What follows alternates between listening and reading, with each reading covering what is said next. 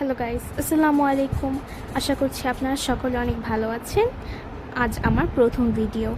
আজ আমি আমার বিড়ালগুলোর গল্প নিয়ে এসেছি, যারা একসময় ছিল কিন্তু এখন আর নেই।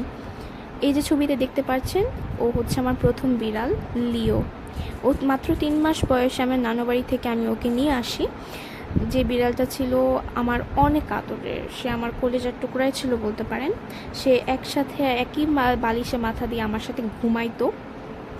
সে অনেক আদরের বিড়াল ছিল। সে যখন আস্তে আস্তে বড় হয়ে ওঠে, সে তখন বাইরে যাওয়ার প্রবণতা অনেক বাড়ে। সে এদিক সেদিক পি করে দিত, তখন আমি বাধ্য হয়ে তাকে বাইরে যেতে দিই। এবং বাইরে যাওয়ার সাথে সাথে সে অনেক বেশি অসুস্থ হতে শুরু করলো আস্তে আস্তে, কিন্তু তাও সে সুস্থ ছিলই। তারপর থেকে তাকে আমি যেতে দিতাম। সে বাহিরেই থাকতো বেশিরভাগ সময়, মাঝে মাঝে আসতো।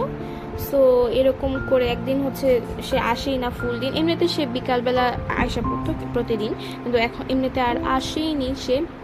একদিন হয়ে গেছে, আমি অনেক খুঁজছি কিন্তু তাকে প্যানে পড়ে দরজার মধ্যে সে নিজে নিজেই কান্নাকাটি করে। তারপর আমি খুলি দেখি তার অবস্থা অনেক খারাপ, হাত পা ভাঙা, কে যেন মেরেছে, নাক মুখ ফাটা। এই যে ছবি দেখতে পাচ্ছেন, নাকটা তার ফাটা।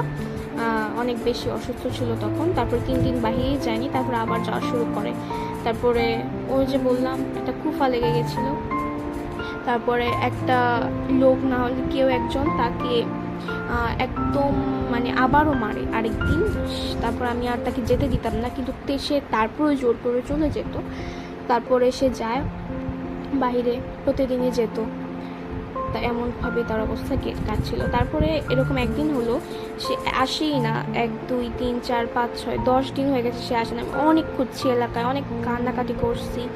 তারপরে এরকম করে 1 বছর হয়ে গেল, আমি এখনও খুঁজে পাইনি তাকে। 2 বছর হয়ে গেল। তো আমার পাশে থাকবেন, পরবর্তীতে আমি আমার পুষির গল্প নিয়ে আসবো, আমার সেকেন্ড বিড়াল।